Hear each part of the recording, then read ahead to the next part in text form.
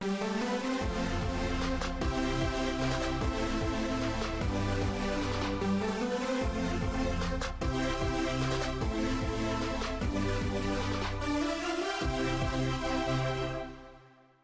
everyone, and welcome to episode number 86 of the Couch on Ice podcast. How's it going today, boys? Chase? Jordan? Tremendous. Tremendous. Jordan, how are you? Less so. Less so? Yeah, not feeling too good. Still showing up for the pod, though. That's a true champ right there. So, like I told the boys right before we got in here, the cats found the toilet paper upstairs, and they decided 2 full rolls were to be shredded. Oh, so if you're a cat fun. owner, I'm sure you absolutely I can't say I've ever seen a cat shred anything up, but a dog.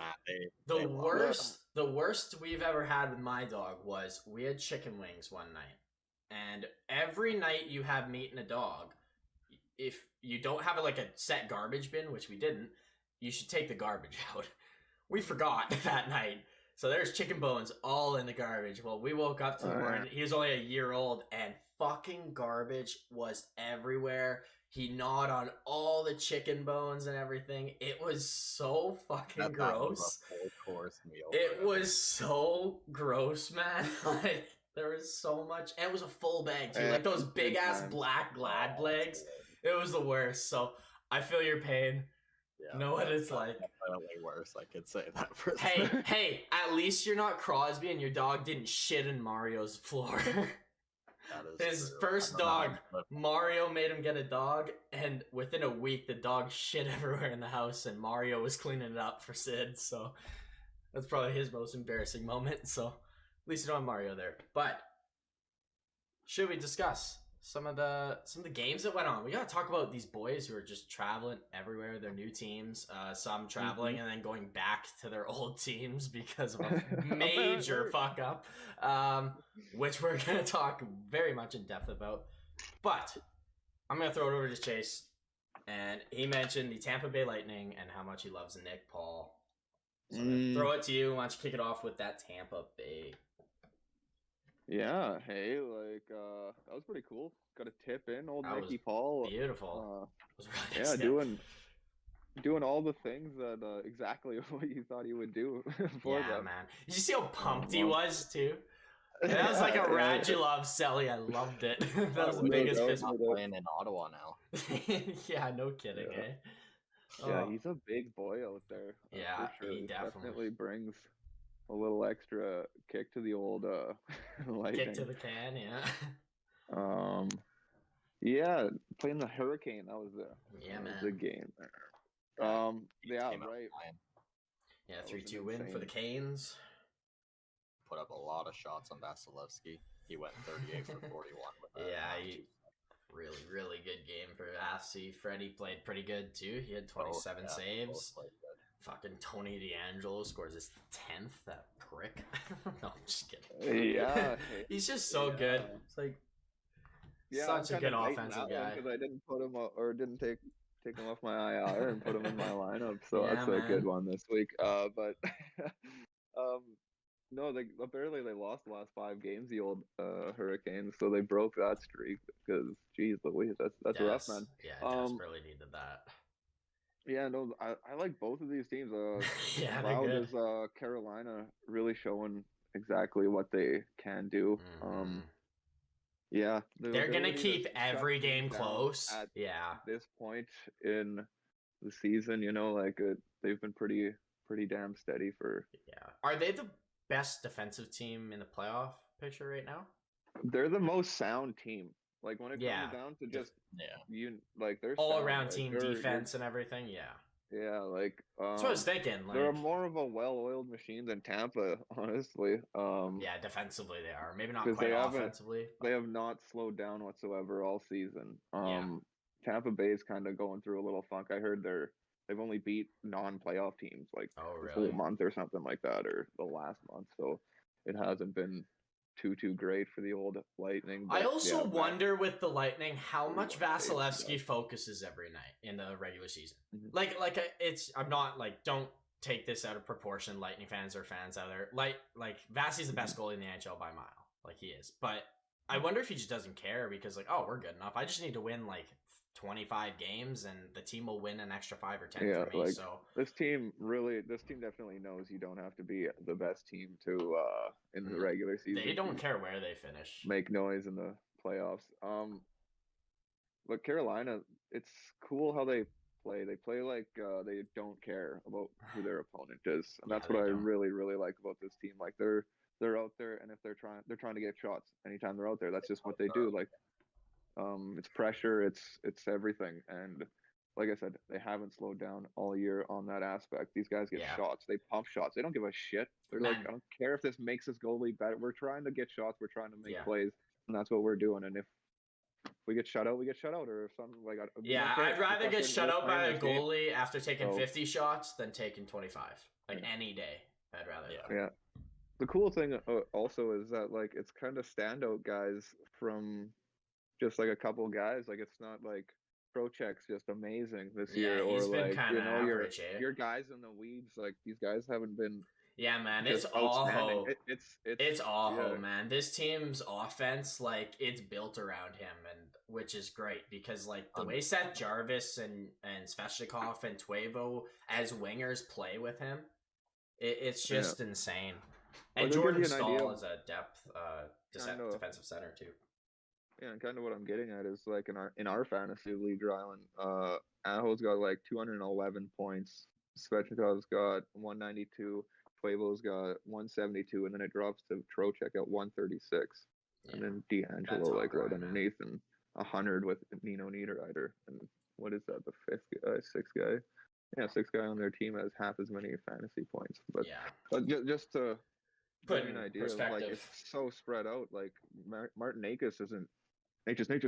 I know they love saying it like constantly throughout the game. They just love saying his name. I mean, I love him. But... Not a great year, like not popping off. And they just don't need to, because they're just, after that first line, it's just sound. And that's how they need to play. And that's how they're told to play. You don't need to get 8,000 points, but you need to be on the positive side of the score sheet. And they seem to be doing it 42, 15, and 6. Like, They're so amazing. There's a reason they won that game. They kind of showed how like they are better in a sense than the Lightning, and especially right now, Lightning aren't playing great. No, Seth Jarvis, another guy I'll throw out there quick because he's he's so amazing. What a make game. As such a good rookie year for him.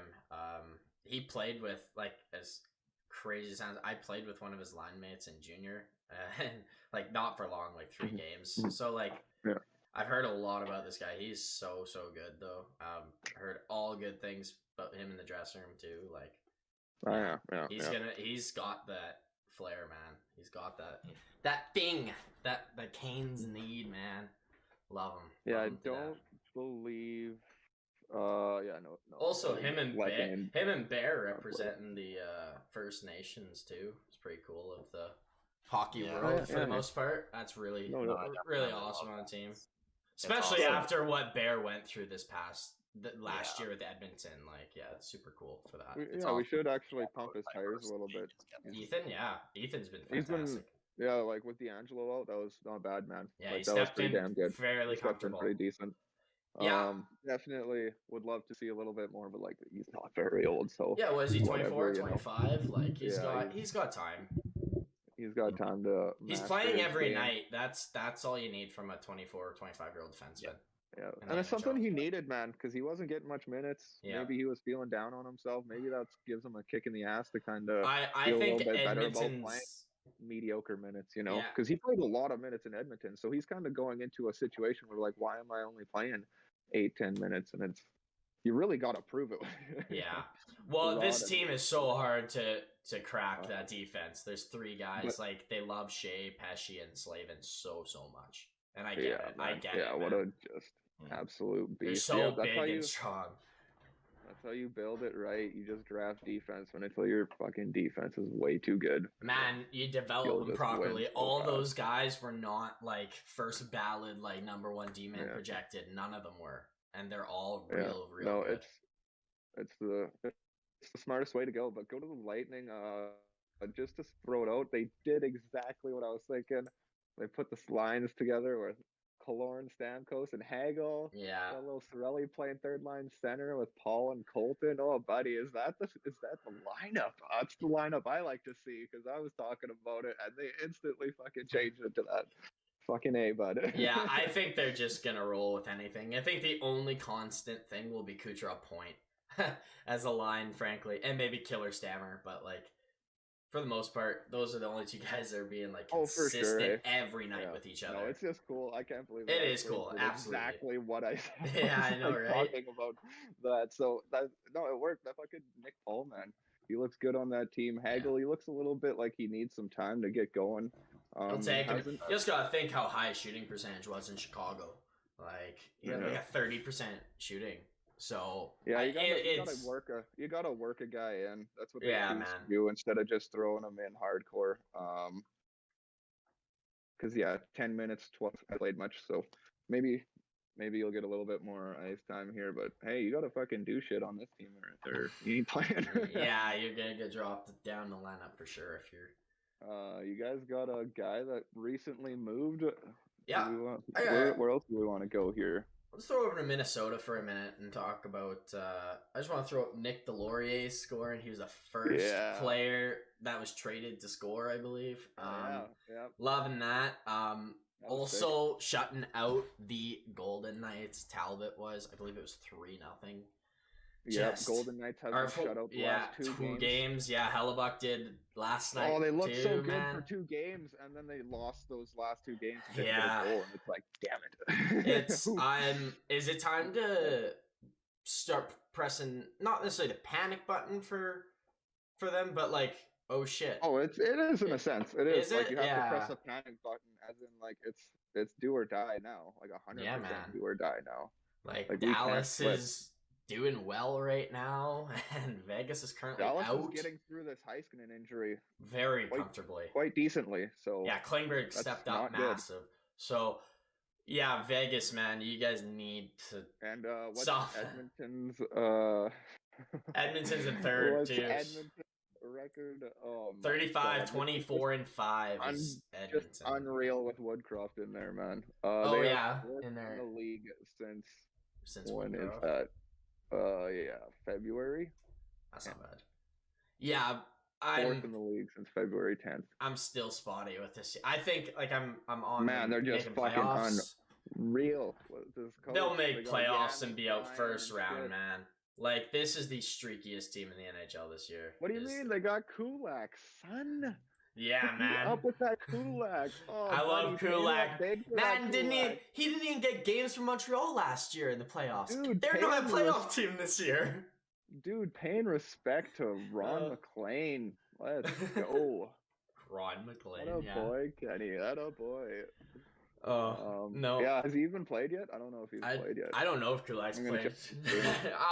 I'll be honest, it could be 2 weeks down the road. Probably not. It usually takes people a little bit to fucking get over there. Like Sherratt was like sitting at home waiting for his first game until Montreal plays him. No, and I just don't think Edmonton's. They're gonna be out first round. They're gonna get out five games, and 6 max. Yeah, if they're lucky, they're the streakiest I'm not team. Sure. They either are real good. They squeeze a random fucking ass round out. I really feel like they could be that random team that squeezes a round out for no reason, pisses everybody off, and then just loses horrendously in the second round. Gives us a second round that sucks. Team. Yeah, that's no shit. If we're talking about just the 16 teams that are in playoffs today, this second, I put Edmonton at 16 comfortably. Very comfortably. Me too. Because Dallas is a way better playoff team than Edmonton. Nashville has just had that spark, and they have Saros, so they can steal a series. And like everyone else is good. Like literally everyone else in the playoff spot is very good. LA maybe, but they're playing so good. We're gonna see vintage Jonathan Quick. Yeah, man, and we're gonna see like today's Mike Smith, and it's not gonna go well. Well, Mikey played not bad that other game. Yeah, he played all right. The numbers, man. By the way, like Koskina's numbers make him look like such a good goalie. Like he's so Mrazek. Great. He's been great lately. Eh? He's great. His numbers are great. He is not great. He is a backup. He's a good backup. Yeah. If he was making $1 million, no, if he makes $1 million, I would take him over to Smith. Not at 4, obviously, but you know what I mean. Like he's okay. It's just people keep pretending definitely. he's a number 1. He can be a 1A. It's like no, he cannot. Sadly, he has to do it. He has to do it. Is the unfortunate. It's kind of working. Yeah, absolutely. Who else do we got in this world that actually? I mean, I got my Penguins to talk about for sure. The old Raquel. Play with the old Rangers there. They say he was having a great game. In the 7-4 game against the Devils that they lost. Yeah. Let's talk about the Shesterkin. Yeah. We should talk about the Rangers while you're on there and talk about Shesterkin's past week or two. Because it's been rough. Yeah? Like, he's fallen out of the heart race completely now, pretty much, for people. Like I told you guys, he's got to fall off for like a month or something. It's impossible to do this the whole season. I know, but he was doing it, right? Like, he did it till the deadline. That's insane. Like, it's so crazy. So, at least Georgia playing good. That's yeah, absolutely. They're a good team. Like, I'm not that worried. Do I still worry about playoffs? Hey man, they ran into the old Devils, dog. This team's on fire right now. Like they got stonewalled by Nico Doss. Yeah, man, their only goalie. I have there's some projected stats out there that John Gillies has a projected contract for next year of -$0 because of how bad he's played, and a projected wins of 0 by a specific model that an analytical guy used. Like, I know it's just analytics and you don't read too much into it, but like that's still pretty bad that you have a projected 0 wins from this past month or whatever. So Dawes has been the guy. Young guys have been great. Old Hughes and Heischer have actually been stepping up. It was actually funny. I was watching the Leafs game against the Devils where they had the next gen jerseys. Yeah, and I'll bring those up too. The ticker for the face-off percentage or whatever for the betting odds or whatever. Yeah, and it was like I can't remember. I think it was in the offensive zone or something. And the Devils, it was Heischer against Matthews. They had Matthews on for like 68% to win this face-off. I'm just like, what do I? Really? Obvious, like Heischer obviously won the face-off. Yeah. Is what I was thinking. Because he's just unreal, but like. Why did I put like my life savings on this bet? Like, isn't Heischer like? Yeah, I was about to say like, isn't lose like six in a row to Matthews? Like, did he just? Yeah, did Matthews just lose like 6 in a row to Heischer, and then they're just like, oh, he's gonna get this one. It's Leaf mentality. You never know when to finally accept it. But isn't that like Heischer's skill? One of his main skills, face-offs, defensive, like a mind and his stick. Yeah, like those are his 3 things that he's so good at. That's so funny. Like I said, Matthews had to have lost like his last so many face-offs or something because like. Absolutely. Why was he at like 70%? Yeah. But yeah, no, Hughes hitting 21 goals now. Yeah, man, he has 101 points in the NHL now. Scoring a nasty one the other night. That was pretty dope. So, do you got anything else on the Devils, or do you want to mention? No, just nice to see Tatar and Sharon Govich getting going a little bit. Sharon Govich been playing a lot in the last little bit. Yeah, no, that's just really all I want to say. Those guys are Let's slide over to the Leafs for a second while we talk about the Devils-Leafs game. We brought up the jerseys. Well, here they are. These are Drew House and Leaf combined. That's what I was gonna say. Fucking Cop, dude. That Cop got 2 assists in that Rangers Devils game. Hey. Yeah, we'll get into that deeper too because we have to talk about that trade official. But here are the Leafs jerseys mixed with Bieber, the next gen. So here we go. So loud.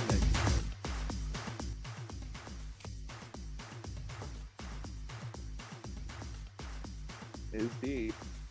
Why didn't they wear the yellow? It's inside out.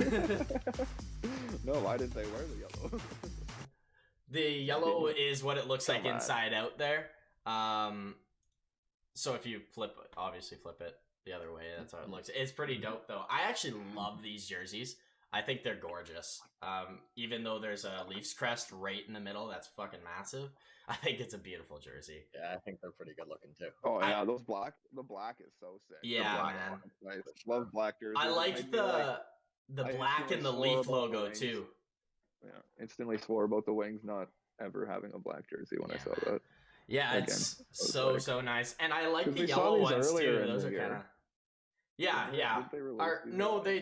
I think they just made them, or they've been working on them at least throughout this whole year. I swear I remember seeing these like earlier in the year. Never mind then. Maybe a concept or something. There's so much concept jersey art out there, man. Like you never know. But yeah, super cool jersey. And while we're on them, should probably talk about Giordano a little bit in that game. Didn't really. He was a little quieter, not defensively sound. Tripped the guy and got away with it. Because he's Gio, which was funny. No way, that was crazy. They didn't actually. Yeah, they turned back a penalty. That was weird, hey. And then they looked at the evidence, and they're just like, "Dude, this guy didn't even touch him." Yeah, that was pretty crazy. So, Steve Dangle made a joke saying that he went up to the refs, and the refs noticed that he had a gray beard and said, "Oh no, you're right." And so, I thought that was pretty funny, but. Yeah, no, the story of this game, though, Mrazek, actually having a very solid game, a very good game. He shut down the fort in the third period. I know, Chase, I see you rolling your eyes there. So amazing, hey? Wow. This is amazing for Leaf fans. After how his starts have been for the past weeks and being put on waivers, this is so big for his confidence. And, for sure. Hopefully he's better than he's been because... he can't sustain it being a Leaf. Not that I think he will be next year, but worth giving him a shout out for how much I've shit on him. I want to give him props where it's due. Yeah. Because he is a good goalie. Every now and then, every game here and there, he's a very good goalie. He just has games where he takes over. And but the issue is when he's like off his game, he's really off his game. So yeah, he also played in front of a Carolina team that thinks defense. Yeah, absolutely. So that helps. No, I agree. Like his numbers reflect a better team. I know it's the Leafs defense, but if you're being honest, put him on an average team, like your everyday type NHL team, and I bet he's still not great. He's not an elite goalie. That's for sure. Absolutely not. He can get humming. Yeah, no. Nice to see him get going. Those pads were tight as fuck. Got them black and blues, man. Oh, buddy. That's fucking what you need. Loved what it. you need. Absolutely. Yeah, they are now ahead of the Tampa Bay Lightning with that one. Oh, yeah. Nice. Yeah, and that Atlantic is so tight. Those last three teams, Boston, Tampa, and Toronto, that can interchange it to be anything at this point. So, I just got a couple more games to bring up. I got two mainly. I want to bring up Nashville and Pittsburgh. So I'll start with Nashville. Got Philip Forsberg scored his 35th goal this year. Did you see his 35th goal? It was the coolest empty net goal I've ever seen in my life. Empty netter, nice. He was on the one side, like right beside the post, and he like went to like put it in the net, and it slid right across the goal line. He did a wrap around the net and tucked it in and beat the defenseman with the puck. Super cool. Nice. I saw Sagan do an empty netter from like his own corner. Just shot it literally. Pretty sure I watched Sagan shoot the puck over the net in an empty netter once years ago. But no, with that, Forsberg got his 35th and is the most in a single season by the Predators. So he holds the goal record for most in a season. Not surprising. He should have had it probably 4 years ago without injuries, but he's doing it now and he's going to get paid. What do you think his contract starts with? What number is this? 7, 8? 7. That's probably what I think. Maybe a high 7. I think it'll be a high 7. Maybe a low 8. I think it'll be definitely starting with an 8. Yeah, I wonder that. 35 goals, man. Like, it's just his health. That's my concern. Especially with the fact that their negotiations are stalled, it could definitely be 8. Yeah, he's gonna get his money somewhere. Someone will pay him 8 at Somebody least. will pay him 8. So I'm just intrigued. I'm so excited to see what this contract looks like. I do think he'll be a Predator without question. They're not letting him go. Yeah, that would be strange. Heartbreaking. That would. Yeah, the only way I see him leaving the Preds is if he won't sign any deal. Any deal, even if it starts with a 9, he won't sign a deal. Yeah. That's the only time I see him not saying. 27 right now. Like, it's a perfect time to give a guy a 8-year long-term deal. contract. 8 like, years. not the perfect time, but not the worst time. He's not 30. He's not exactly. You're right. Like, he's young enough where if you do give him an 8-year deal, at the end of that 8-year deal is where he should be slowing down. Those last two, maybe 3 if injuries are really bad. So, love Forsberg. Interesting to see this contract. And Roman Josi getting a 10-game point streak going. This guy has just quietly been the best defenseman this year. Like, I know we brought him up on this pod enough, but I've not heard a single other person bring up Josi for Norris or even in the conversation. Yeah, he's top 4, hey? Like, at least it's probably him, like, Makar, Hedman. When I was talking about him being part of the, like, when we were talking Norris, or we were talking words. Yeah, I was a little iffy on him. Like, everything I wanted to bring him up because everything's there except the fact that he doesn't really play the heavy minutes on the PK, and that's why I was pumping Aaron Ekblad so much because like, he plays just ridiculous minutes on the PK. And unfortunately, he's gonna get snubbed again because of injury. Obviously, because I said that, he gets hurt and doesn't get to play all year and won't be close to doing it. Like, he'll never win a Norris because of this fucking. I know, get hurt right? for like 5 or 10 games every year, and that'll do it for you. Worst luck, you almost have to be just a machine all year. Yeah. But Josi is 7th in the league in points right now, 78 points in 62 games, man. Like, it's actually in the insane. league. I wanted to look. Yeah, dude, I wanted to look in the last. It was like 17 points in like 8 games or something dumb, dude. Like, it's actually insane. Yeah, that's crazy, man. He's so. I'll take a look, like, starting February or something. Like, I don't know. This guy. Who is this guy? I wonder if he's even up here. This guy? Continuing off of Pittsburgh, I got a cool stat with the Pittsburgh Buffalo game. All right, yeah. Oh, here we go. Oh, yeah. Go for it, Chase, and then we'll jump to Pittsburgh. So he's got 25 points in the last 11 games, and that's just this month. So this whole month, that's a joke. He's the first in the league. First in the league with 25 points in 11 games. Kyle Connor right behind him with 21. Same with Patty motherfucking Kane. And guess who's next? Matt Duchene. Yeah, Bill man. Forsberg. Nice. Fucking team's man. just intense. Man, Matty Duchene is just magic around that. Scored a between the legs goal yesterday too. I'm pretty. I don't know if it was yesterday or 2 days ago, but that was dirty as well on Anaheim. So, quick on Anaheim. Troy Terry became the first Duck to score 30 goals since 2017-18 season.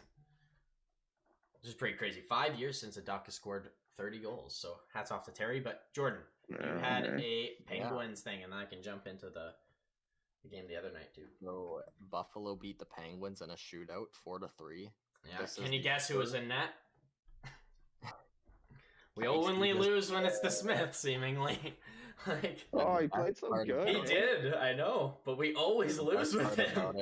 This is the first ever loss the Penguins have had where Evgeny Malkin, Sidney Crosby, and Chris Letang all score in the same game. Oh, really? Interesting. First ever loss. I'm not surprised. Up until this point, they were 9-0. Now they're 9-1. Yeah, it's all because of that massive asshole Tage Thompson, how good he is now. Man, scoring 2 goals, sniping it over to Smith twice. It was a good game. Pens were great. They played their game. Raquel, I'll talk more about him in the next game too, but he was really solid. I'm warming up a lot more because I didn't realize how good defensively he is.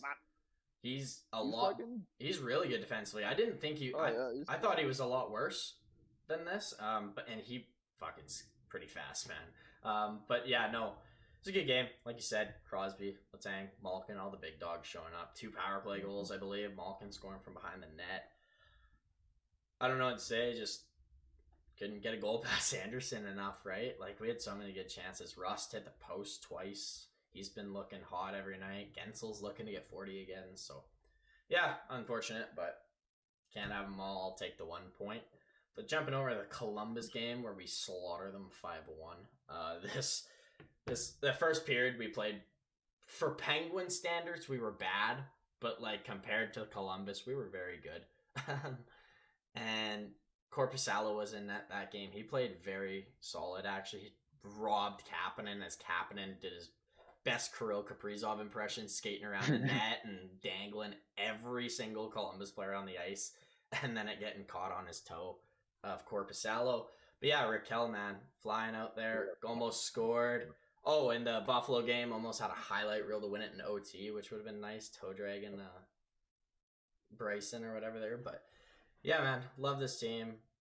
I don't got anything bad to say. Jumping into the trade, it's official. You're scared. What about that Reese? Yeah, I was just about to jump into that. Just about to jump into officially announce what the trade is. It was Raquel for Aston Reese, Dominic Simone, Callie Klang was the prospect, our best goalie prospect, and a second round pick. I was upset. Obviously, you guys saw it. I was very upset about Aston Reese being gone. He's just one of those depth guys. Like, if Garnet Hathaway was gone for you, Jordan, you would be like, even if you got a better forward out of it, like Raquel, you might No, be. I understand. There was a guy I follow on Instagram. He's a massive Canucks fan. His favorite player of all time is Tyler Mott. Yeah, man. To see him. Yeah, like, there's these guys that, like, attach to you because they're just so defensively sound. They do everything small right, and they're reliable. And he's just always been that guy. And after how we kind of talked about Ricard Raquel, I think I undervalued him slowly, because after watching him, he's a lot better than I was saying the past week or two at least. Yeah, about Raquel. He's quite comfortably, it seems. Yeah, he has. He's big, strong. He likes that cycle game and can fight off checks. That's all you need to fit in the Penn system. And he's playing with Carter and Kapanen, and that is an insane third line. So. Yeah. Yeah. He's just got to get his fucking point shit together. Like, the guy's been just. I honestly don't care if he doesn't score. We don't need him to score all the time. The goals, it's okay. If he gets half a point a game or 0.4 points a game, I'm happy because of his defensive game, how he cycles the puck, his physicality. I'm actually okay. We got so many good forwards, man. Rust, Gensel, Crosby, Malkin. Those guys score all of the points. Erod's been scoring a lot. Like, it's not a big deal. Yeah, it just gets tighter in the playoffs. You're gonna need him to come up big. That's why he's there on the third line, though, right? He's that depth guy. Come up big. You know? So I love this. Who's your Mr. Clutch son? Is all I'm wondering. Who's your Justin Williams? Rust or Gensel? Gensel probably. If it's not like the obvious Crosby, but like. It's always Crosby. It's probably Gensel, man. He doesn't just stop playing the same game. He always plays. No, it's like Jeff Carter or some shit. Or Raquel. No, it's Gensel, man. It's totally Gensel. Justin Williams was just a dude that was just a side guy. He wasn't even top. But what you're saying is, do you know what you get with Williams all the time? You know what you get with Gensel. I've not seen him play a different game in 2 nights in a row. He is the same player every night. So that's why. Even when Crosby's not there, he's our best player. So, our forward at least. But yeah, that's all I got on the Penguins and Raquel. I definitely warm up to this trade. I like Raquel. He's played good so far in a Pens jersey. And Zahorna gave up his number for Raquel. So, hats off to Zahorna giving his number away. Scoring a goal in that game that he gave it away to. Yeah. So, yeah, that's all I got on them and Penguins and such. You guys have anything else you want to bring up for games? Or do you want to just keep diving into trades that weren't quite finalized? We should talk about like you said about Mott there earlier. I should bring up those guys because, they got to play that game. Like I said earlier, like 2 assists in that game. Mote playing 13 minutes that game. I don't know. People on the broadcast were just going nuts over this guy. They were loving him. So he's real good, obviously a good first impression. Not only was he obviously a good hockey player, but from everything I've heard about Tyler Mott and just what he did for the community in Vancouver, Tyler Mott is a wicked person on top of being a great athlete. Yeah, man. Holy, I just definitely someone you should support. Just looking at their lines, they probably have the best left wing in the whole NHL. Yeah, it's Chris Kreider, Artemi Panarin, Alexi Lafreniere, and Tyler Mott. It's their left side. That's their left side. That's stupid. That's so stupid. We got Kopp on the second line with Panarin and Strome. Vetrano playing top line minutes with Zibanejad and Kreider. Love Kopp's gonna be crazy. He's gonna be so good. There was like there was some random connection. I can't remember. Shit.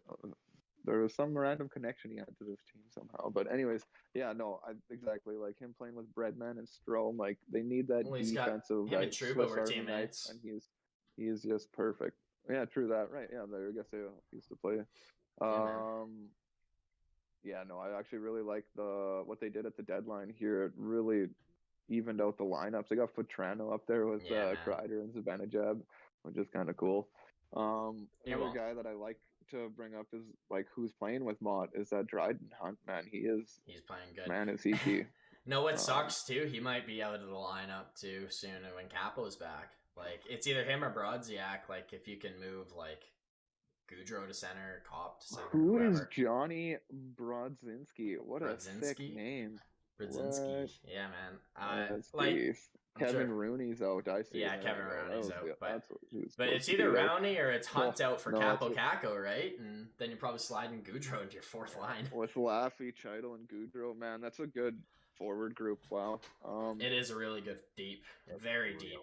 They added 3 guys this deadline. 3 forwards. And didn't send anyone out. Yeah, this is going to be a lot tougher to beat than I was thinking. I didn't think like the moves they made were like kind of going to make me think. It depends how they all gel properly, right? Like we'll see in the next few weeks, and we'll obviously be microanalyzing this. But if you need Laugh to get on a line where he can get going, like Panarin's good wherever, but who is going to be the best complement to Panarin and Strome? And same with Kreider and Spanish. You just got. If you can figure that, those 2 lines, who's just the best complement, and it seamlessly fit, they're gonna be so good, man. So good. Yeah, this is gonna be super. The East is stupid. Every time we talk about the East, it's stupid. They're all amazing. Yeah, but 8. They did have to fill out the lineup in all reality the way that, like, exactly, you almost have no chance going into a playoff matchup without those guys. So absolutely, I guess I think they gave themselves a chance to actually win. So. Yeah, this first round's gonna be crazy. Like, you're gonna have to get out of the first round. I don't know if it matters if you're who you are or what team you are, like favorites and stuff like that. I think there's no favorites this year.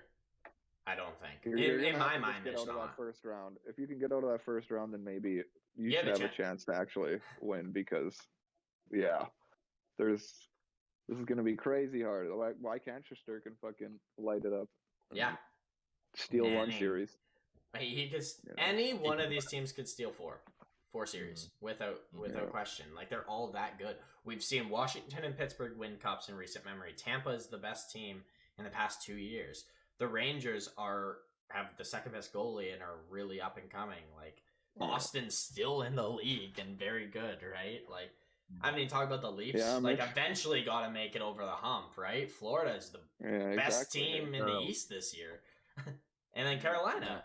So it's just dumb. It's so dumb. But interested to see how the Rangers handle this last bit of the season because she gets real difficult. Absolutely, yeah, absolutely. But while you were mentioning Kopp, I think I should bring up the official trade because we didn't have that quite yet. It's 2 conditional second round picks. One being 2022, the other one being 2022 or 2023. And a 6th round pick in 2023 for Andrew Kopp. So, yeah, I'm surprised they didn't get first. Still surprised they didn't get first out of it, but the Jets, that is. Yeah. But I mean, I get it. Like, if you're not giving a first, you get into seconds and such, right? Morgan Barron. Yeah, and Morgan Barron in there too. That's decent. He's decent. Old Justin Barron's brother, right? Yeah, man. Yeah, I think he is. So that's super cool. It upgrades if to a first if they win 2 playoff rounds. So okay, yeah, that's a condition on it. Yeah. So love it. It's a good trade, obviously. And the other condition is they can like move it to next year's. Yeah. One of the seconds they can move it to next year. Yeah. So good deal. Obviously, I think the Rangers did very well not having come up a first for them. Certainly. And realistically, none of that'll really probably be good for them. But I think that's pretty much the only trade that like we were waiting on was those 2, right? The Raquel and the Kopp to officially come out. And then the Dadonov, and that's then the Dadonov, which I got here. Should we jump into it then? Yeah. Okay, let's start with the trade. It was supposed to happen before. Yeah, sort of. This is because I can't remember it. It sort of happened, but it went the other way around, where the trade went through because of the fuck up of papering, which was Patrick Berglund to Buffalo in the Ryan O'Reilly trade. Right, I do now remember. Now, what this trade entailed was Dadonov going to the Anaheim Ducks for a second-round pick, Ryan Kessler, and John Moore. Who I couldn't believe it. I already had my Ryan Kessler Vegas jersey in the making. I know, right? Like, losing all that money on Kessler jersey shucks. Right? Like, imagine the sales when Kessler gets his fucking return in the Vegas team. Yeah, man, saving the day in net. Backing up Robin Leonard, man. Changing his role for the playoffs. A true hockey player playing injured, too. A true captain, Ryan Kessler. But no, what made this trade all so crazy? Dadonov holds a 10-team no-trade list when he signed with the Ottawa Senators. Now, there's a lots and lots of confusion out there because the previous CBA, when you were traded and had a no-move clause, if you waived it or whatever, the team got the option to take on the no-move. So, for example, when PK Subban was traded from Montreal to the Nashville Predators, they had the option to take his no-move, and they said no. They didn't want it. So that has changed with the new CBA, and it gives more players control. And no matter what, you keep your no-move clause unless you just waive it for whatever reason. So what the Vegas Golden Knights are trying to say, and by the way, this went through the league, and the league approved this trade originally before people said, whoa, what the fuck are you doing? So this is on a lot of people, not just the Golden Knights not noticing or whatever. Originally that it was an Ottawa mistake. When Ottawa had traded Evgeny Dadonov to the Golden Knights, it was said that Ottawa didn't supply the sufficient no-move clause, so Vegas just didn't know about it. And then obviously Dadonov hadn't brought it up. Which came up to be was false. Yeah, it was completely false. They have proof of 3 separate documents sent to the Knights, to the whatever it all needs to be sent to, and they had the right paperwork, and there's a specific times where you have to have your list in by, and I have them right here. So the 3 dates throughout a year, calendar year, are January 15th, 2021, July 1st, 2021, or July 1st, 2022. Now, July 1st, 2022 obviously hasn't happened yet. And it was the list was submitted June 30th, 2021. So it was a day before it was supposed to be in. Completely valid. Yep. Now, the Golden Knights, like you said, are blaming them for not having this when they did. This is just, oh boy, this looks bad on the Knights, hey? Like, well, because it's come out that Dadonov had all 3 California teams on the 10 team because obviously California tax is a hell of a lot worse than a lot of other places. Travel specifically sucks Nevada, too. Right? California tax is way worse than Nevada. Nevada's taxes are pretty generous. Yeah, and the travel on the West Coast is hell for NHL players too. But it's worth noting too. I saw a lot of people saying, I said it too, so I get it. How in the hell did the Golden Knights not see this? It's on cap friendly. Yeah. Now that's true. Now, what I did hear on 31 Thoughts this morning, though, Elliot Friedman said, now cap friendly is fantastic and is 99% right, but there is human error in there. So I have heard the Tyler Myers no move clause and such is not what it is on cap friendly. It's not correct, is what Friedman said. He didn't say what it is, but he just said that part's incorrect. You're muted, Chase. Yeah, I saw it said no trade clause the other day, I think is when I was looking at it. It says it's a straight no trade clause until next July 1st, and then it's a modified no trade clause. So that's what's not true, apparently. Yeah, it was just, there's some mix-ups, he said. So that's why you can't fully trust cap friendly, he said. However, if it's on cap friendly and stuff like that, you don't ask the question. Like, it's there. It's different if it's like not there and it's missing. It's like, oh, okay. But like, if it's there, then why would you question? You just signed a new CBA. You know that no moves aren't gone now, or that you can just choose to not have it. Like, this is definitely more on Vegas and the league for not calling it out sooner, because the league should have vetoed this trade before it even got public. Yeah, exactly. Like, before this was even like announced, it was supposed to be vetoed, and they messed up too. So, just a messed up situation, and now ultimately, the like you're about to say, I think ultimately Dadonov now stays with Las Vegas. Yes, he does, and a lot of people are asking about this. Is very small detail. Who takes the payment of the days he was traded to Anaheim? It's thought that because the trade went through and it was approved for 2 days before they turned it over, Anaheim is going to pay those, but they'll get reimbursed for his contract of those 2 days, 3 days. So now this leaves Vegas with only $405,000 in usable cap space, which is not much. Good. Yeah.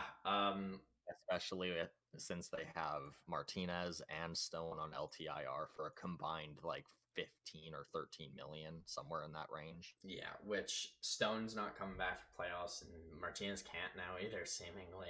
So yeah, from what I figured out, all you need is that if Stone stays on LTIR, I think it's fine. But the problem that I see with their cap is like, how do you deal with like 6 guys on just regular IR that are hurt that you can't play? And you have to pick up 6 guys just to play a hockey game, and then you're telling me I'm over the cap? Like, well, what do you want me to do? Just not play anybody because everybody's hurt? Like, I feel like all my guys make. Like, you must be able to do emergency call-ups or something that don't count against the cap. Because, there actually is a rule. There are those in the league. But like, there's an actual rule in the league where you can go over the cap in a single season, and it's similar to a luxury tax. You can go over the cap, and it takes away your cap from next year. Now, this does not happen often, and it's not by much, by the way. It's like a couple $1 million. So like, it's not like 10 million you can go over the cap and then 10 million's off next year. It's not crazy like that, like the NBA can be, but it is a thing. Boston's done it in the past, apparently, is what Friedman said. So it is something you can do. So I feel like they might just have less cap for next year if they have that emergency, like if they're over by $500,000, they get $500,000 off next year. So that's how it works for emergency situations. So you don't have to forfeit, I'd imagine, because that doesn't look good for the league at all if a team can't field a team for money reasons. And not only that, but the last thing the league wants is to put Evgeny Dadonov in limbo and not be able to play for either team. Yeah, exactly. Like it has been announced that it looks like Dadonov will return to the lineup for Vegas as early as tonight. Yeah. Oh, I don't see why he wouldn't be on the team. Yeah, he probably didn't leave after hearing that there was some complications, and I guarantee his agent. He was probably the one who said, like, I'm not going to fucking Anaheim. Yeah. Like, no, he said that. He was the one that brought up that, like, my no trade clause. Said yeah. Like, what do you guys do? I heard his agent brought it up to Kelly, and Kelly said, no, you don't. Like, Kelly McCrimmon was like, no, you don't. It's not there anymore. It's like, yeah, it is. And Anaheim's on that team, you dumbass. It's like, well, I signed this contract, so yeah, it is. Exactly. California's on that list, buddy. Like, he clearly took less money. And I heard in our podcast say this, too. Like, he took less money to get that no-move clause, too, probably. Like, well, because, like, the reason that a player, for example, obviously, like you said, the hectic schedule of California, but the reason taxes come into play is ultimately if your money is getting more taxed, even if you make more, you're still losing that amount. So if you make less money and you get taxed less, you might be making more than what you would making more money in California. It's also worth noting, too, that all 3 of these California teams were in the bottom 3 of the Pacific, pretty much, right? Like, that's probably also another reason they were on it. There's 10 teams. Like, you can pick 16 that aren't in playoffs. Those were definitely all in bottom 10. I wonder if he literally picked like the bottom 8 teams and then picked 2 teams he just really didn't want to go to or something. Yeah, like Toronto. Like, because like being Russian, do you care that much where you live in the States? When I assume he's going to go back home at some point when he's done playing, as most Russians do. So do you care where you play as much? I think you just want to be on a good team, usually, you'd think. But no, that's all I got on Dadonov's situation. Shitty from Vegas. I would have loved to see him at Anaheim too. I think this would have been a win-win for everyone, actually. But that would have been dope. I even think it would have been a win for Dadonov, actually. Like, I just it's mean not in terms of what he wants. Right now. Absolutely. He doesn't want playing ability. I think it would fit well. He'd fit in their top 6 right away, most likely. Like, that's what you'd want. You want him getting minutes. He'd probably take Raquel's spot wherever he was playing. Probably, yeah. So exactly. I just wanted to see him get more ice time. We saw how good he is in Florida. He's been okay in Vegas. Not bad, not amazing. But I want to see him back to that, like, what was it, 6 points per game Vegas guy? Fans lost out on Ryan Kessler. Yeah, man. Defensive, just giant. Perfect. I love Ryan Kessler. But I just saw so many tweets like, "Oh, Ryan Kessler's gonna be suiting up for Vegas now." That would be the best. They might have to after Chase bringing up their cap situations, right? They're so strung on the IR, they might have to. They'll sign for a league minimum. But no, that's all I got on the Dadonov. Do you guys have anything else to add? No, just that's weird. All weird. Cool. Let's start. I got one thing. Maybe. I think it's one thing at least, as far as I know. It's only one extension. Oh, 2. Cool, I didn't see that. There's 2 extensions from Long Island to bring up. Nothing too crazy, but Cal Clutterbuck signs a 2-year, $3.5 million deal, AAV of 1.75, so he took a pay cut in half. And then Zach Parise also signed a 1-year, $1.5 million extension with the Islanders. So, just a couple of moves for Lou.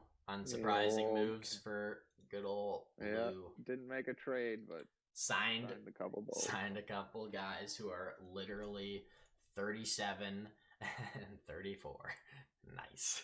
So something that I was really happy to see. Toronto signed Curtis Douglas to a 2-year, $800K deal. He's a guy who I've been watching in the A for the season. I've been excited. He's 6'10" on skates. Holy shit. And he's got 8 goals and 27 points through 49 No wonder you've been watching him. You can't miss the guy. You can't miss him. Yeah, he's nearly 7 feet tall on skates. It's like watching Chara out there. That's awesome. Former 4th round pick. But so he signed in with the Leafs, and I'm really excited. I hope to see him in the NHL. Nice. Big fucker. That's awesome. Love that. But that's crazy. Now, should we dive into our injury corner, Jordan? Yeah. Cool, let's do it. Right Here we go. Oh, that's not it. Start the podcast. Yeah.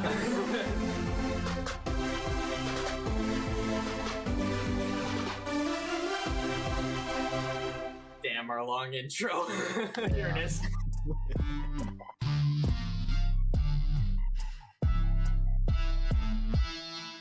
Shit, I'm getting fired.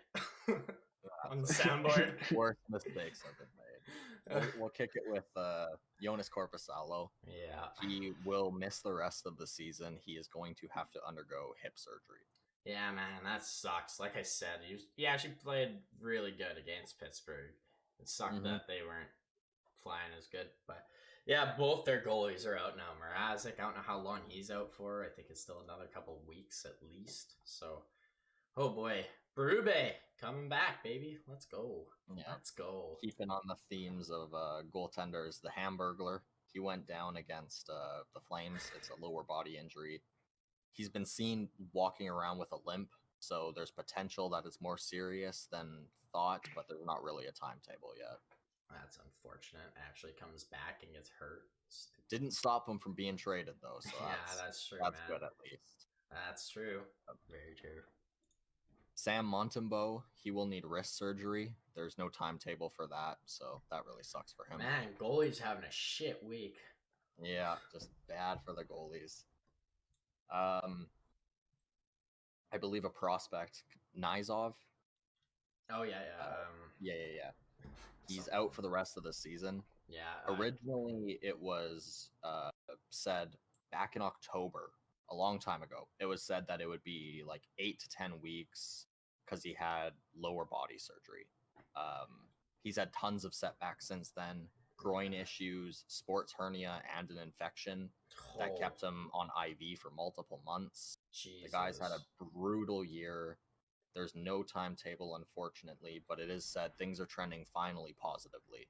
So maybe we'll get to see Nizov next year. That's good at least. At least it's trending in the right direction. So you can hope for the man. Guy has had setback after setback, just unlucky. Man, no kidding. Like the fact having to live off an IV for a couple months, getting an infection from it. Like, oh my gosh, I feel for you, man. Like that's awful. Hopefully you get better. Hopefully he plays. Like he's still only in his mid-20s, so. It's got some game. Certainly. Thomas Chabot, he'll likely be out for the rest of the season. He broke his hand. Yeah, sort of mentioned that last. Bringing it up. Just Ottawa. Fucking. Oh, man. Can't catch a break defensively. Matt Murray, unfortunately, he has suffered either a head or neck injury against the Coyotes on March 5th. It's very likely he's done for the rest of the season. He's doing better, but he's not even close to skating yet. So, oh gosh, yeah, more goalies. Another year, Matt Murray out, unfortunately. Yeah, another Murray, not Matt this time. It's Ryan Murray. I don't think any relation. No, there's so many Murrays out there. So many Murrays that have played in the league. Poor Ryan Murray can't catch a break. 31 seconds into his first shift last night, and the guy gets injured. Are you serious? 31 seconds. This has got to be an old injury. This can't be a new injury. This guy just got back. Like, it's a new injury. He blocked a shot and he fractured his arm. Oh my God, really? 31 seconds into his first shift. Dude, that's so rough. Can't catch a break. Man's gonna have to sign a $1 million contract next year just because of his injuries. Yeah. Oh my God, this guy. What was this guy like? This guy was like 5th overall pick, was he not? He was a high pick, yeah. He was really high pick by the Columbus Blue Jackets. He's really had a rough career. He's been injured probably, I think, more than like Zucker has been in his career. That says a lot. I'd say at least like 55-60% of his career. Yeah. Insane, dude. That's insane. Yeah, brutal. No timeline, but he is gonna miss obviously some weeks. So. Probably the season, man. Like the regular season. Maybe he'll be back. He could be back for playoffs. Like it takes. That'd be ideal. Yeah, maybe a couple weeks left. Boy just can't. Maybe he can do better than 31 seconds. Yeah, no kidding. Maybe he can get to 35 seconds next shift. Yeah. Oh, he was so good for those first 2 seasons. I know. Hey. Until he got hurt. Just got hurt inconsistently. New Arizona Coyote member Jack McBain. Dude, he played on the team North America. Did you know that? No, I didn't. Actually. That's pretty North crazy. America in that World Cup. Yeah, man, he's highly touted. Anyways, sorry, you're saying. No, that's okay. New Arizona Coyote Jack McBain. Yeah, he has an ankle injury. It's been nagging him. It's going to keep him off the ice for a little bit.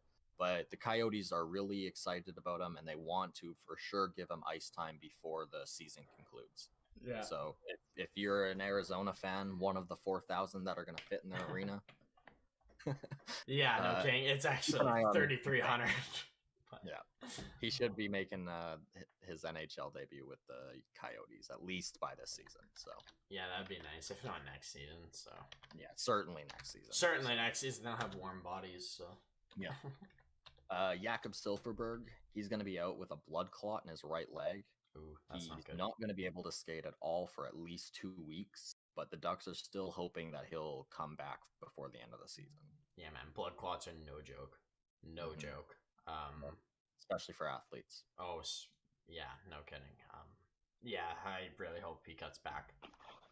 That's one of the worst things you can honestly hear for an injury is a blood clot. Like that can develop into something so much worse than you'd ever think. So yeah, I really hope he just is back and just gets rid of the blood clot. Honestly, that's it.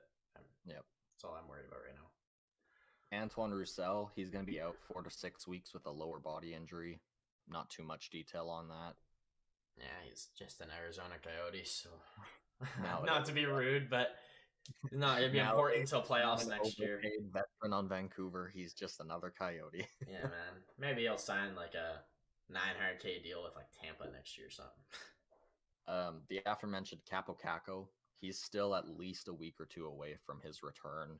I think that's the best thing for the Rangers. Is honestly, this gives them a nice runway to give players chances in their top 6. They're new guys like Kopp, Petrano, and such. So laugh, obviously, if you want to keep trying to make him play top 6. So I'm okay with it. He'll be back for playoffs, obviously.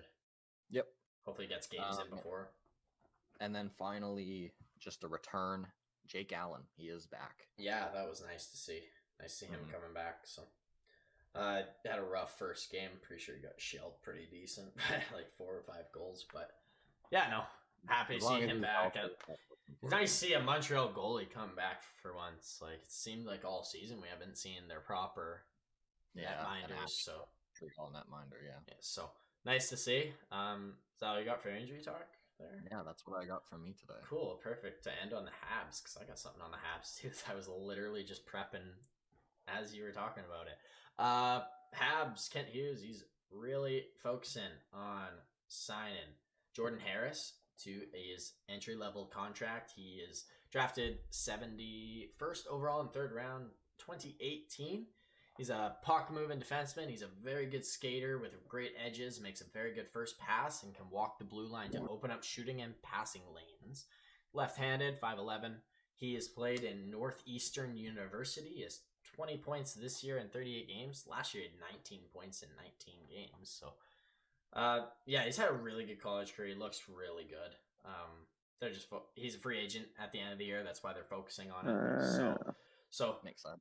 Hoping to get him in, and he actually sounds like he could play some games this year if they sign him, or I guess not anymore because it's after trade deadline. But next year for sure should be able to play. So super cool. Hopefully for their sake they can get him because I didn't know much about this guy, but it looks pretty decent from what I have seen. So, but that's all I got for the Habs talk, and I don't really have much else for around the league such. I'm just gonna quickly run through it.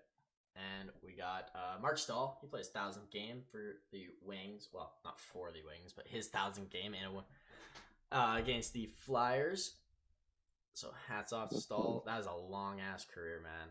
Can't believe he just hit 1,000 games actually. Yeah, 3 silver sticks. Got to bring them together, all the Stahl boys. Yeah, man, so good. And then, yeah, I actually think that might be... Oh, no, I got one more thing on the Arizona Coyotes. Just some Chikrin news, as they couldn't move him because they didn't get what they asked for, strictly, is what Armstrong said. He's asked about why they didn't move him and said pieces weren't enough for what they offered. So, nothing crazy news about it, but not surprising that that's the answer. Don't expect Armstrong to talk much anyway, so...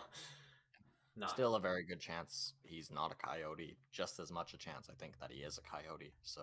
Yeah, exactly. He's a Coyote right now and for next year, and they need to get to the cap floor. I also heard that they tried to trade for Shea Weber's contract, and the league said no, because that they can't just use their cap space on guys who aren't playing.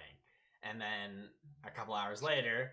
they traded for Brian Little, who is also not playing and only makes about just under $3 million less. Oh, so yes, we'll let you help the Jets, but not Montreal. Not the Habs. They screwed up the John Scott trade years ago, and we're still mad about it.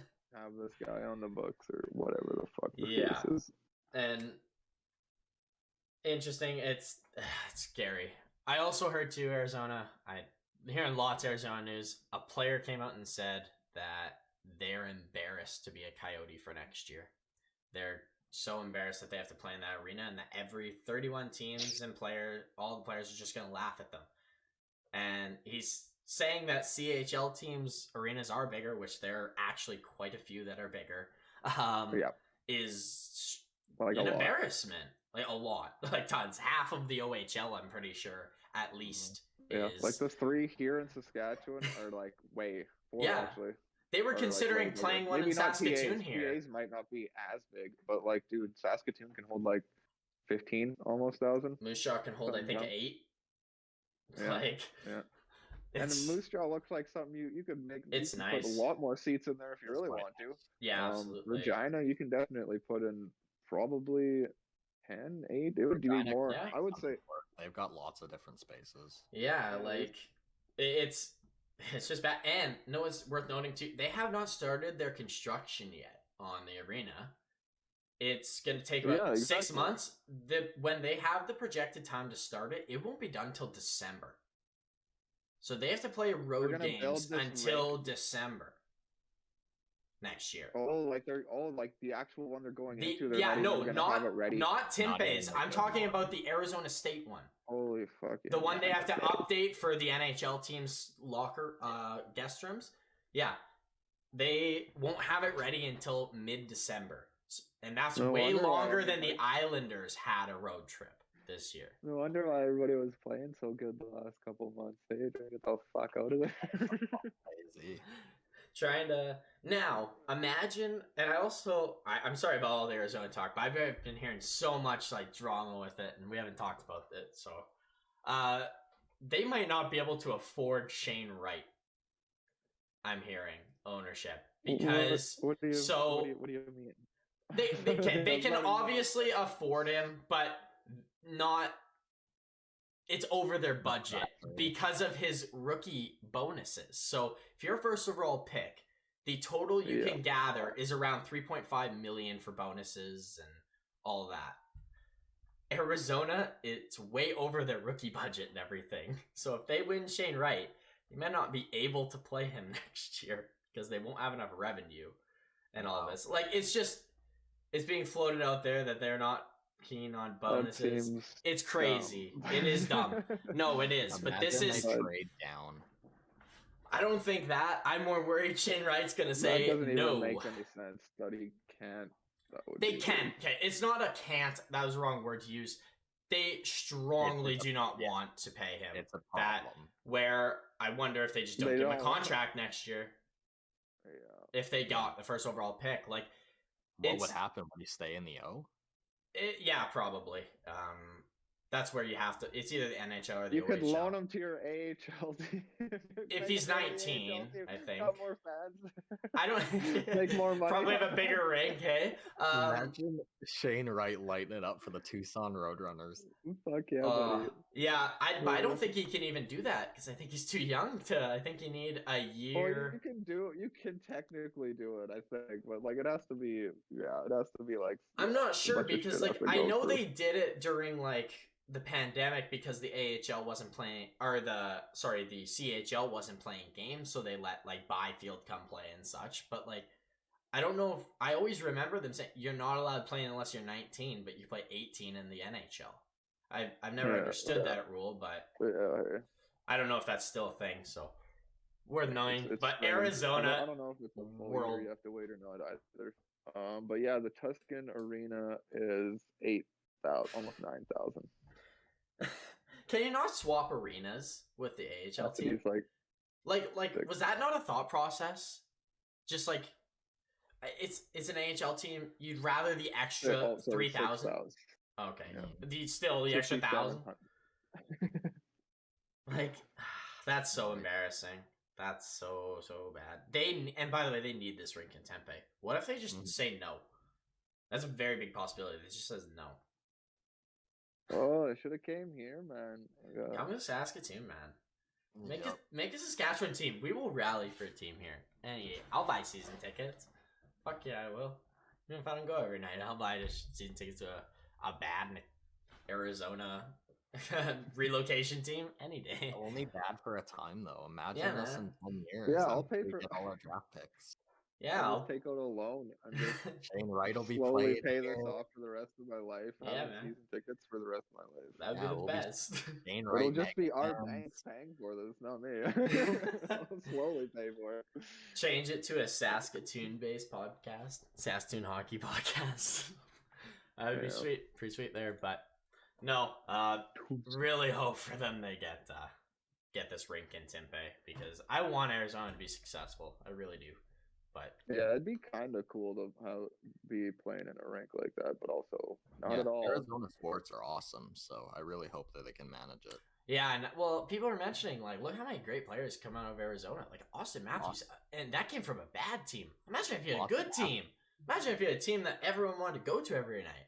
Like in 10 years, you could have the best players in the NHL, or like Tons of guys, right? Yeah, like that Shane Wright thing. Like, if anything, you need him so then you can actually sell tickets and sell jerseys. Like, what are you talking about? You can't afford them. You get them and you sell like 1 million jerseys. But And imagine just how like, many I don't Louis have Erickson jerseys. It's crazy, hey? Like, there's... I know. Like, getting a guy probably like that afford their helps new you make arena and money. just Louis Erickson jerseys. Yeah, it's crazy. I know. That's why they need like a owner that's willing to invest in the team. You need an owner. Like, once you get this, should win a bunch of money, right? Let's go throw lottery tickets in, boys. Buy the Coyotes. Yeah, man. I would love to buy the Coyotes, honestly. They probably only 20 mil, hey? I wish I had We'll end up like that guy that bought Long Island. Seattle franchise. Yeah, Garrett Snow or whatever is, or no, not that was the GM. What's Zona worth right now? Do they have to pay you to take a $5 bill? Well, yeah, here's $1 million. One Russian ruble. One Russian ruble, which is worth less than Monopoly money right now. Nice. So, I will give you all my Monopoly money for the Arizona. For the last place, but it looks like the trade Seattle made. Boy, I should look at those lineups. Holy crap! Like, they're gonna not win one game. Oh no, they got Cole Lynn playing Carson Kuhlman. Yeah, I got the Danny Sprong in there. Here we go, boys. I'm so worried about Seattle. I'm so worried. Oh. So worried about. I'm so worried about. Good thing they claimed Carson Kuhlman, eh? Or else they wouldn't have a 12th fucking forward. Yeah. How many contracts do these guys have now? Like 23? The Jet. I have no idea. Are we still talking about Arizona? Or are we talking about Seattle still? We're talking about Seattle. Seattle, yeah. I have no idea how many contracts they have. It says they have 33 out of 50. Yeah, that's it. And they have awesome. Next year running out. They got 1, 2, 3, 4, 5, 6, 10, 11. Some half are more than half are RFAs, but like 3 UFAs are up. That's so weird. That's so weird. I wonder if they're gonna just take Cap this year. Like, hey, teams. Ronnie Francis then? Oh no, I didn't see what he said. Actually, what did Ronnie Francis say? He was like, "I didn't do all this shit to be good and to draft and develop and be good in 4 to 5 years." He wanted to be good now. Yeah, he was like, "I didn't do all this to draft and develop and be good in 5 years." Did his assistant like make the expansion list for him or what? Yeah, exactly. Okay, like you can't like make a team like this and then be like, I expected to be actually real good and make playoffs. Like, what do you didn't have any number one guy. Right now. Well, he's not talking about like the team being good right now, but like obviously he wants to not be shitty and start fucking getting this thing going like very well before 5 years, I guess. I'm okay with being bad for another year or two. You still have fan bases. It's a new franchise. They're not going anywhere quite yet. Like, it's not like it's been like, oh my god, it's 10 years and we haven't done shit. Vegas was an anomaly. Yeah. This is what's supposed to happen. Like, yeah, like I don't know what is he going to be able to do. Like, you're just going to take on bigger contracts that are better players because it helps the other teams in cap space, and then you're just another team that's high on cap with these guys for a couple years and hope that works. Like, is that what he's I have no idea. Like, is that the move? Like, they're talking about weaponizing cap space. So, like, what is that going to be? Taking Petrie and giving them a smaller contract that runs out or something like that? You get a good Petrie or something like is that the type of stuff we're looking at in the offseason here to make his team? That's a bad thing to like do. Get going. Like, I'm just. Yeah, I agree. Like, it's question. Like, what do you mean by weaponized cap space? Do you mean taking on Ghost and a second round pick for future considerations like Arizona? Or like you said, are you taking on an old Jeff Petrie? Because Kenny wants to shed that money and like like because like all these guys that you're gonna get that are in this conversation are not just 1 year guy. Like, they're gonna have 2 years on their contract. Petrie, like Classic and Petrie. Yeah, like how do you make your team that much better? Is Matty Beniers coming in and lighting it up for you? You're gonna have to pick, like, hopefully this works and you get first pick. Yeah. Like, honestly, like hopefully you traded all these guys and this actually works and you get first pick, because it's not going to go well if you don't get like a right, because everybody else seems to be in the mix of like Cooley's getting thrown down because of people being boy or whoever. I've heard Slavskovsky's jumped to second in some pools. Like it's everywhere right now. It's all over the place. 2 to 7 right now in the draft this year is wide open. Yeah, wide open. Yeah. We've been saying, for example, like Brad Lambert's fell to like 10 to some people, and we think he's a top 3, top 5 pick this year for sure. Like, did you see that CHL game? Yeah, I did. I saw a couple. I saw some highlights. I didn't watch all the game, but like I saw some couple of the Warriors there, like lighting it up. Did you see that? Yeah. Jaeger Furcus and Dayton Manchuk getting points in a 3-1 win. Jaeger Furcus getting the player of the game too. I like that Manchuk even more now. This guy. He's great, dude. Out of him. He's jumping up for me a bit. Like I had him like in the mid-20s, and he's like late teens, maybe early 20s now. Oh, I'm excited for him. I think he's going to be a wicked scrappy guy. I remember seeing him fight. I can't remember who it was earlier in the season, but he absolutely just dropped them. Yeah, man. He's such a good skater, too. So smooth. Great skater, good defender, guy that's going to stand up for his teammates. Kind of. Like, from what I've seen, he somewhat play a little bit better defensively. But the way he skates around looks like a left-handed Letang sometimes in the dub. I see a little bit of Jay Bomeister in him. Yeah, I see that. Love him. I haven't seen enough of him, obviously, to like firmly say, but from what I've seen, I just remember when Jay Bomeister was in the dub, obviously in that season before he got the exceptional status. I just remember. I mean, he wasn't lights out. He wasn't fantastic, but he was good, obviously. Absolutely. Yeah. Well, Seattle better find a way to get a couple of these first round picks, these top ones. Yeah, I wonder if a better idea would be to trade down and take both the Columbus first picks. Yeah, hey. For more guys. But here I have actually what Ron Francis literally said. Perfect. So Ron Francis on what selling at the deadline means for the team's timeline to be competitive. He said, "We didn't do all this to draft and develop and be good 5 years from now. We did this to give us the tools to try to be better next season. And that's what our goal is." So is he going to trade all those picks? I'll shout out to Sergeant Pickles for saying, we talking like 1 win better or outside outside of the playoffs, like just so outside the playoffs. Brutal.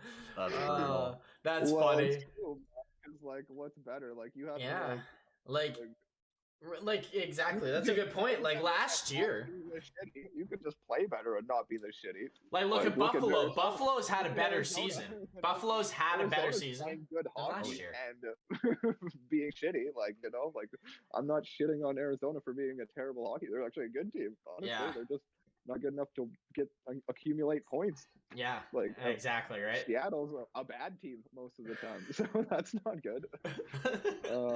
That's a very good point. It's a dicey situation, but yeah, they got lots of picks. I think you gotta. So he's gonna have to whip some crazy trades out,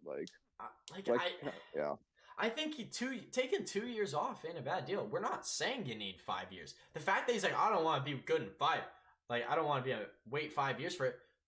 Nobody has said you need to wait 5 years. Yeah, I think you should be okay with it taking that long, though. Yeah, like, you should be. Yeah, comfortable if it does take that long. I know it seems like it looks like it's going to take this long, and I hope it doesn't. But we're going to try to make this team better. We just accumulated picks. We're going to see what we can do to try to make the team better from now on. And I'm telling you, I don't want it to take 5 years. Yeah, that would have been way better. Yeah. You know, instead of just being like, we didn't do all this. I don't want it to take 5 years. We're going to be good next year. Next year, you're going to be good. We'll just take it however we want to. Or like, yeah. You know, like, and he's making it seem like you can't do a rebuild without taking the 5 years. Like, if you do it properly, like, look at the Rangers. How long it would take. How long the Rangers look at every team that look at every team that says rebuild and then jumps the gun, and then they didn't wait the full 5 years, or they didn't wait an extra year, and they kind of tinkered it and screwed it up, and then it was no longer a rebuild, and then you're starting to retool again. If you give yourself the leniency to be bad and expect it, if you do better like the Rangers did, you can just say, okay, we're a year or two ahead of schedule. Boom, let's trade up. Let's get a couple guys that are good now and term.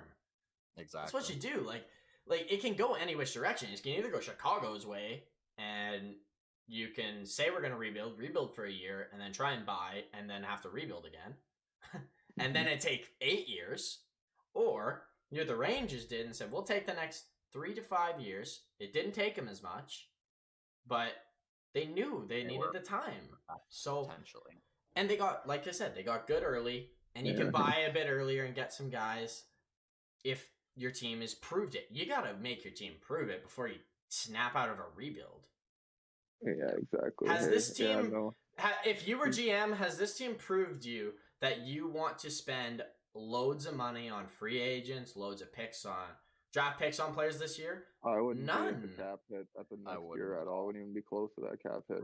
Exactly, right? Like, that's the point. You gotta take time.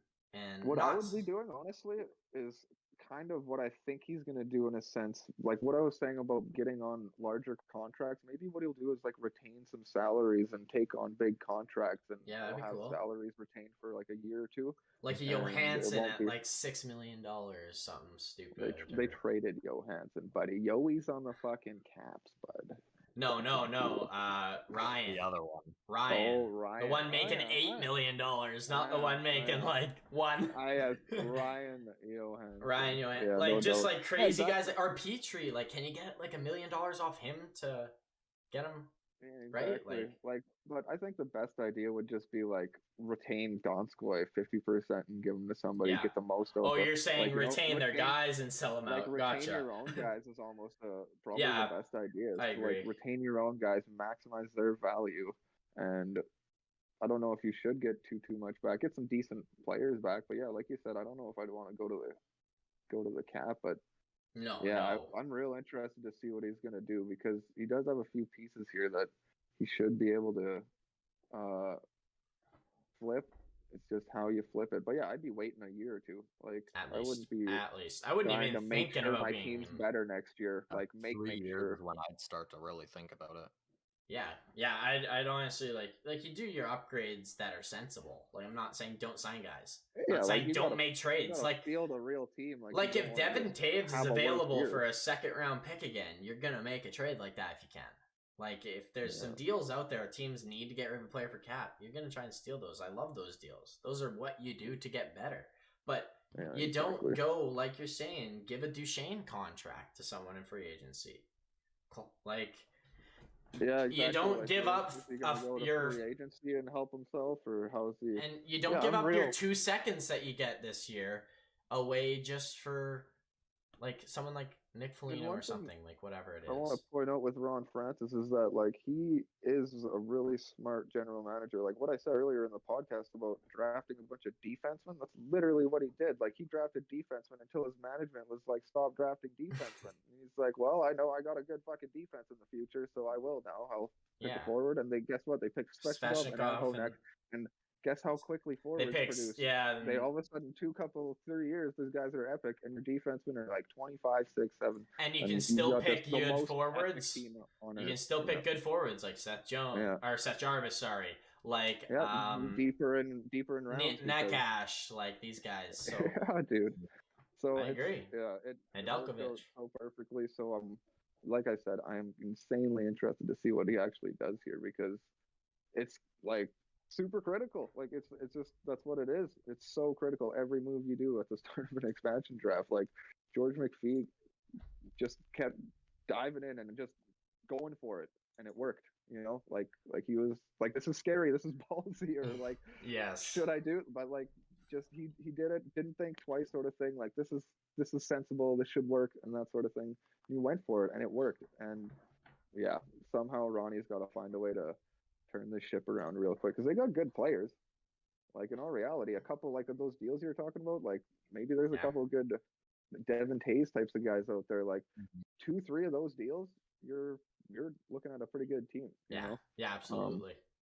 It's just, can you make all those deals without touching 1st round picks and your own high 2nd round picks? Because I think I might get going here. I'm starting to not feel too hot. Yeah, no worries. No worries.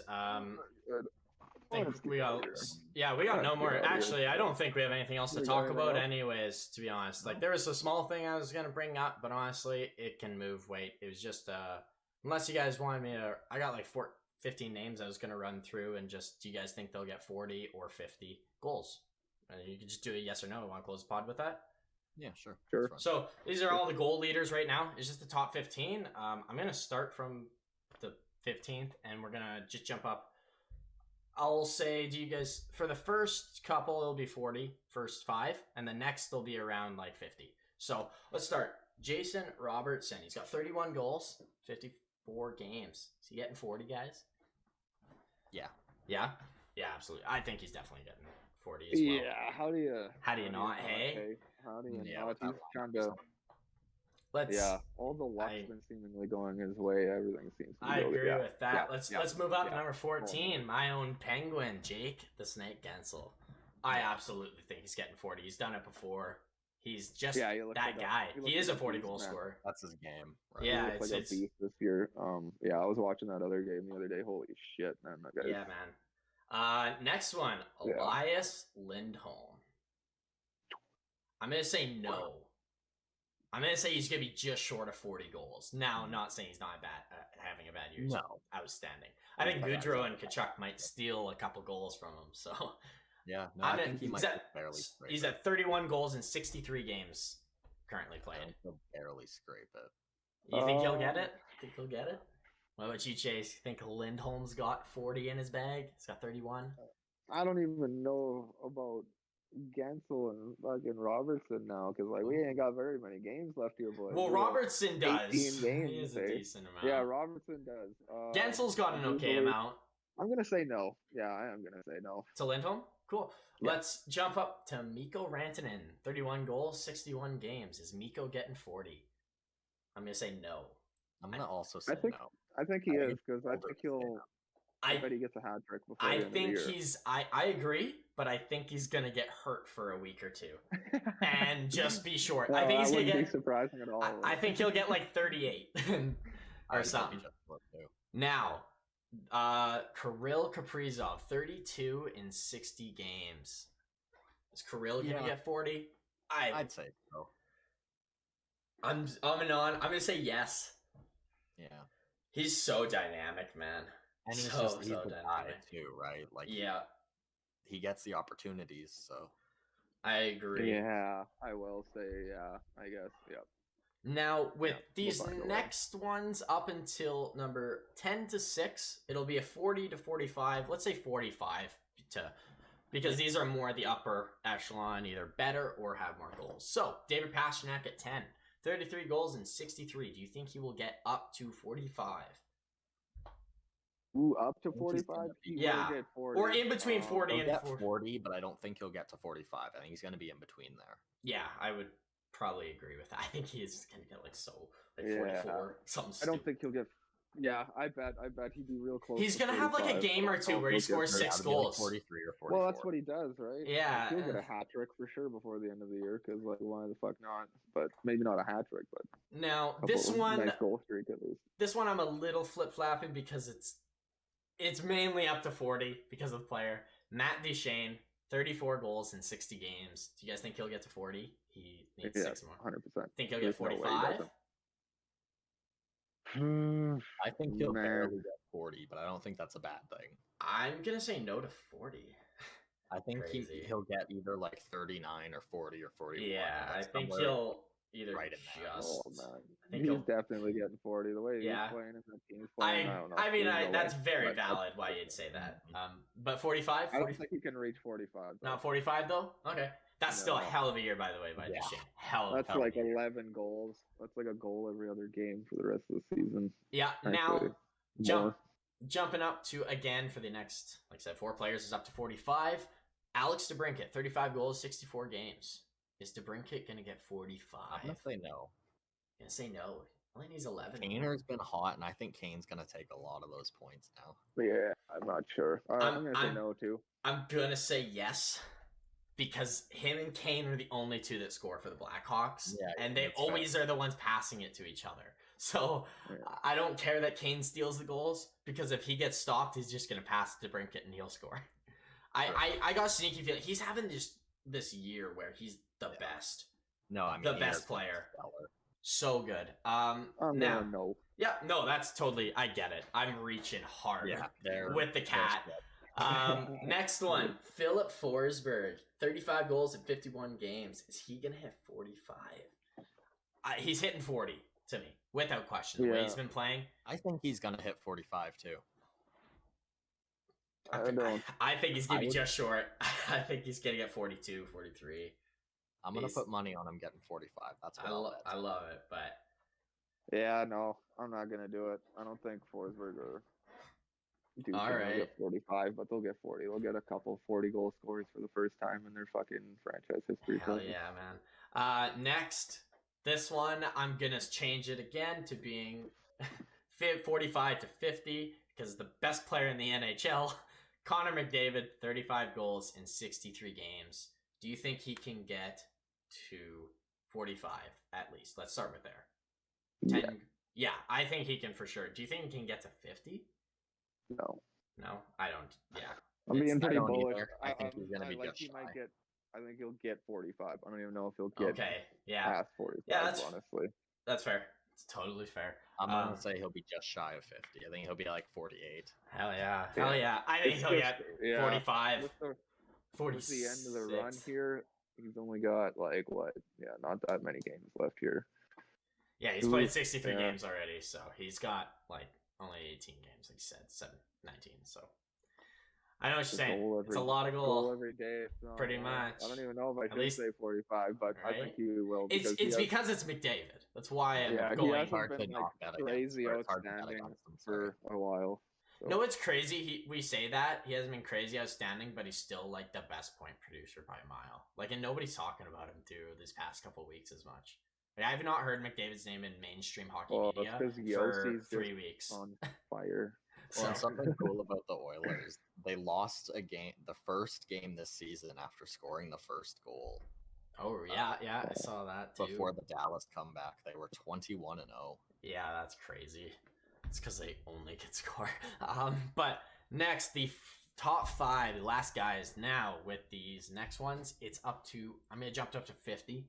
Because they're already decently close. Now, Kyle Connor, 39 goals in 64 games. Think he can get up to 50? Nah. Even though he's what did I say earlier? That's just so crazy.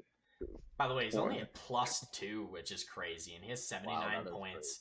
79 points in 64 games, and he's a +2. Kyle Connor. That's not great. But next, all right, let's get to the real names then. 40 goals, 63 games, Alex Ovechkin. Will he get 50? No. No? Jordan? No. I'm gonna ignore my bias and I'm gonna say no. Oh, I'll jump on your bias. I think he'll do it, man. I think he's just gonna have a couple games where he's like, fuck you all. I'm gonna get 50. I'm getting 50. Now, my favorite player, and Jordan has to answer it first, is Chris Kreider getting 50. He has 42 in 64 games. I learned my lesson last time, so yes, Chris Kreider will get 100. He's getting 50. He's getting 50. He's getting 50. Some way to do it. I think so. Now, next one, Leon Draisaitl. It's 42 goals, 64 games. Is he getting 50? No. Ooh. Don't they get 8 goals in 18 games? I'm gonna think he's gonna get just shy. I think he's gonna get what I'm thinking for McDavid. Think he will? Think he will? Yeah. I'm gonna say no because I think McDavid will get 50. I don't know why. I think McDavid's just have a goal year or to end it. Both of them are just gonna be just shy. Oh yeah. Screw each other. That would suck. And our final one, again, I'm changing the numbers because this guy is a freak of nature. Austin Matthews has 46 goals in 58 games. He's getting 50. Is he getting 55? He's getting 55, yeah. Okay, yeah, I agree. Is he getting 60? I can't say that, no. No, I don't think I know it's crazy. It's 14 goals. I can confidently say 55, though. I won't say 60, but I will confidently say 55. I'm going to bet on him to get 60, I think. he just goes when he wants to score. He does. It's his game. And he's the best scorer in the NHL. He's got the most ways to be a goalie now. Like, it's just that good. And then, like, obviously, 55 goals, crazy. 60. Thought I'd ask, have our first 60 goal scorer since I think it was Stamkos was the last one. I think it was Stammer. And then before that, Ovi. So yeah, man, I just cool little thing. I thought I heard a couple of people say a lot of people are getting 40 goals this year, and a lot of people are probably getting 40 goals this year. I think so. And a lot getting 50, honestly, which is pretty crazy. Yeah, so more than you'd expect. Potentially, at least. So just cool little segment to close the podcast off. Awesome goal scoring. Love it. But that's all we got for this week's podcast. Go follow us on our social medias on Twitter, Instagram, TikTok, YouTube, at The Couch on Ice for all of our latest updates. And we will catch you guys on Monday. Bye, guys. Have a good weekend. Peace.